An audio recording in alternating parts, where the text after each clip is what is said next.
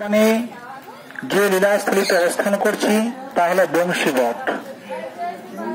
বংশীবটের সুপ্রসিদ্ধ লীলা হলো শ্রী ভগবানের রাসলীলা। এই বংশীবটের নিচে দাঁড়িয়ে ভগবান শ্রী গোবিন্দ শারদীয় পূর্ণিমা রজনীতে কি করলেন না বংশী বাদন করলেন। আর সমস্ত ব্রজগোপীরা তাদের অন্যদিকে কোনো খেয়াল থাকলো না, যে যেমন কাজে ছিল সেই কাজ ছেড়ে তারা সবাই এলো ভগবান শ্রীকৃষ্ণের সঙ্গে মিলনের জন্য।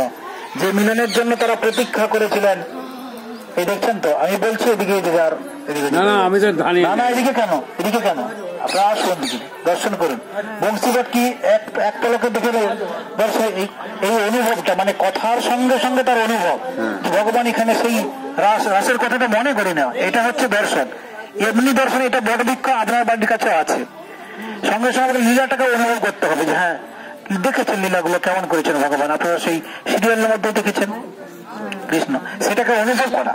তো এই বংশীবটের নিচে দাঁড়িয়েই কিন্তু ভগবান শ্রীকৃষ্ণ